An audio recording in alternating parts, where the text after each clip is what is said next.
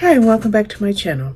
In this book for Beneath His Silence by Hannah Linder, I was treated to a really good book that worked on several levels. First of all, it was a debut. Secondly, it was a Regency romance. Thirdly, it had a gothic feel. And fourth, with that gothic feel, there was a mystery. Our mystery involved somebody named Ella.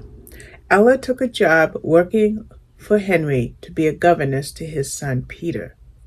But it wasn't just a typical governess employer job. It was a book where Ella felt that she had to right the wrongs of the past. Now, Henry is a darker, rather secretive man who held whatever secrets he had close to his vest. And Ella, her journey was twofold, or maybe threefold. But at the very least, she wanted to crack Henry's shell and find out what happened to her sister. She develops a strong bond with his son, Peter. And the third, but yet should be the most important thing, is she found a way to journey her relationship further with God. Yes, a Christian Regency historical romance. Yes. I don't get to read these often, but every now and again, when I get a request to participate in a blog tour, if I read the blurb, especially like for a new author I had not heard of, something in me feels that I want to read this book, and that's what I did in this book. Now, it was a redemption story because it could have been, and maybe it was, more so a revenge story because of Ella's purpose in being there. But that revenge turned into redemption, especially as she started to develop feelings for Henry. But remember, I said there's also a mystery. Not just the mystery of Ella trying to find out what happened to her sister, but a mystery that thrusts itself right into the middle of the story and changes the course of everything that's happening for the principal protagonist that we are reading in the story. So,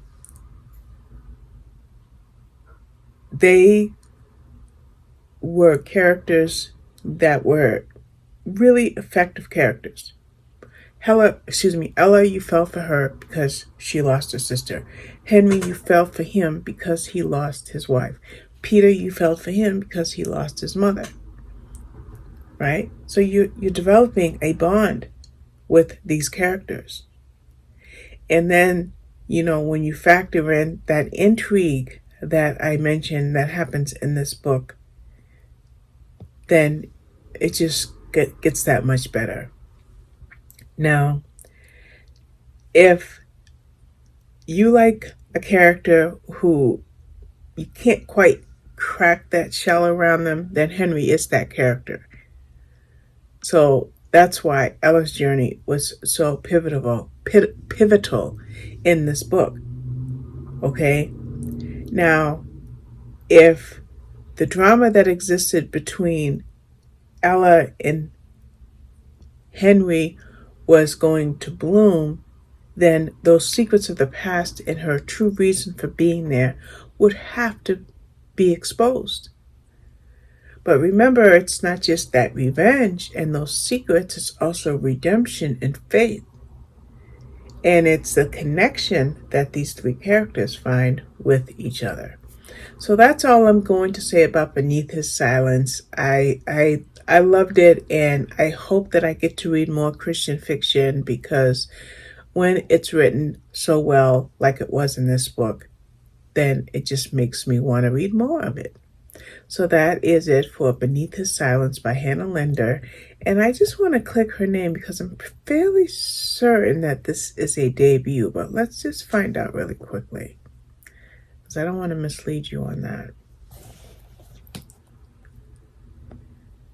Yes, this is her debut novel. So there you have it.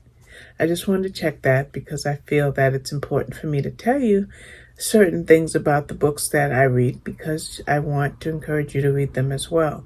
Now, by the way, this is not going to be on Kindle Unlimited. You can get a digital copy for $9.99, and then there is a paperback option.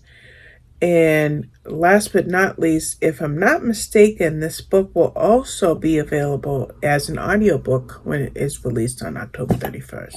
So any which way you can grab this book, I say get it. Clean, mystery, romance, faith. It's got all the elements. Excellent book. Thank you for watching. Bye-bye.